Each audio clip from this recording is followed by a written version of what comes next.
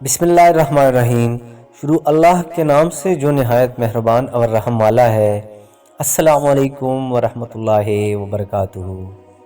عرب کی ایک صحرا میں ایک بہت بڑا قافلہ جا رہا تھا کہ اچانک اس قافلے کا پانی ختم ہو گیا۔ اس قافلے میں چھوٹے بڑے بوڑھے جوان اور مرد عورتیں سبھی تھیں۔ پیاس کے مارے سب کا برا حال تھا اور دور تک پانی کا نشان تک نہ تھا، اور پانی ان کے پاس ایک قطرہ تک باقی نہ رہا۔ یہ عالم دیکھ کر موت ان کے سامنے رقص کرنے لگی، مگر اچانک دو جہاں کے سردار محمد مصطفیٰ صلی اللہ علیہ وآلہ وسلم ان کی مدد فرمانے وہاں پہنچ گئے۔ حضور صلی اللہ علیہ وآلہ وسلم کو دیکھ کر سب کی جان میں جان آ گئی، اور سب حضور صلی اللہ علیہ وآلہ وسلم کے گرد جمع ہو گئے۔ حضور نے انہیں تسلی دی اور فرمایا کہ وہ سامنے جو ٹیلا ہے اس کے پیچھے ایک سیاہ رنگ حبشی غلام اونٹنی پر سوار ہوئے جا رہا ہے۔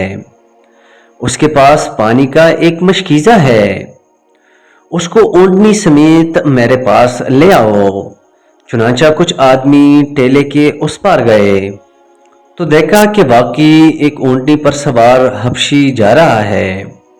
وہ اس حبشی کو حضور پاک صلی اللہ علیہ وآلہ وسلم کے پاس لے آئے۔ حضور صلی اللہ علیہ وآلہ وسلم نے اس حبشی سے مشکیزہ لیا اور اپنا دست رحمت اس مشکیزہ پر پھیر کر اس کا منہ کھول دیا اور فرمایا، آؤ اب جس قدر بھی پیاسے ہو آتے جاؤ اور پانی پی پی کر اپنی پیاس بجھاتے جاؤ۔ چنانچہ سارے قافلہ نے اس ایک مشکیزہ سے جاری چشمہ رحمت سے پانی پینا شروع کیا، اور پھر سب نے اپنے اپنے برتن بھی بھر لیے۔ سب کے سب سیراب ہو گئے اور سب برتن بھی پر آب ہو گئے۔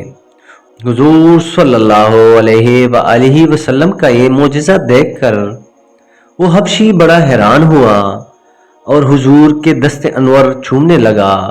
حضور صلی اللہ علیہ وآلہ وسلم نے اپنا دست انور اس کی منہ پر پھیرا تو اس حبشی کا سیاہ رنگ کافور ہو گیا اور وہ سفید پر نور ہو گیا۔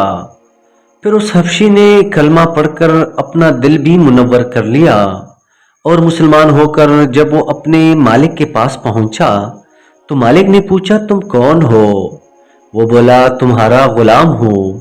مالک نے کہا، تم غلط کہتے ہو، وہ تو بڑا سیاہ رنگ کا تھا۔ وہ بولا، ٹھیک ہے، مگر اس منبع نور ذات بابرکات سے مل کر اور اس پر ایمان لا کر آیا ہوں جس نے ساری کائنات کو منور فرما دیا ہے۔ مالک نے سارا قصہ سنا تو وہ بھی ایمان لے آیا۔ ماشاءاللہ۔